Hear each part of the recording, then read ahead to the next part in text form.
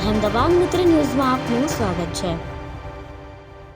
સુરતમાં વધુ એક ડુપ્લિકેટ માર્કશીટનું કૌભાંડ ઝડપાયું। ઉત્તરાયણ પોલીસે ડુપ્લિકેટ માર્કશીટ બનાવી આપવાના રેકેટનો પર્દાફાશ કર્યો છે।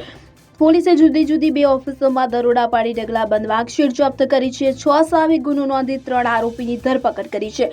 આ કૌભાંડમાં આરોપીઓ એક નકલી માર્કશીટ બનાવવા દીઠ 1.30 લાખ જેટલી રકમ વસૂલતા હતા। એટલું જ નહીં, આરોપીઓ ગુજરાત મહારાષ્ટ્ર બોર્ડની ડુપ્લિકેટ માર્કશીટ બનાવી આપતા હતા।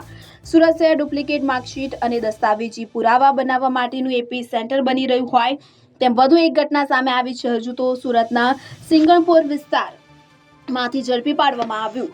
આંતરરાષ્ટ્રીય બોગસ ડિગ્રી અને માર્કશીટ કૌભાંડની તપાસ પૂરી થઈ નથી, ત્યાં તો સુરતના ઉત્તરાયણ પોલીસે વધુ એક ડુપ્લિકેટ માર્કશીટ બનાવી આપવાના રેકેટનો પર્દાફાશ કર્યો છે। ઉત્તરાયણ વિસ્તારમાંથી પોલીસે ગ્રીન પ્લાઝામાં આવેલી ટુરિઝમ અને વિઝા કન્સલ્ટન્સીની ઓફિસમાં તેમજ સરથાણા જકાતનગર રોયલ આર્કેડમાં દરોડા પાડવામાં આવ્યા હતા। પોલીસે આ સમગ્ર કૌભાંડમાં કુલ 6 આરોપી સામે ગુનો નોંધ્યો છે। પોલીસે આરોપી નીલકંઠ નરસિંહ દેવાણી, વિશાલ મહેશ તેજાણી, સંજય કનુક ગેલાણી, બોની વિનોદ તાલા અને વૈભવ અશ્વિન તાલા દ્રવિણ મગન કોઠિયા સામે ફરિયાદ નોંધી છે, જેમાં જણાવ્યું છે કે તમામ આરોપી એકબીજાની મદદથી ધોરણ 10 અને 12ની ડુપ્લિકેટ માર્કશીટ તેમજ ડિગ્રી સર્ટિફિકેટો બનાવી આપતા હતા। પોલીસે આ સમગ્ર કૌભાંડમાં 6 માંથી 3 આરોપીઓની ધરપકડ કરી છે।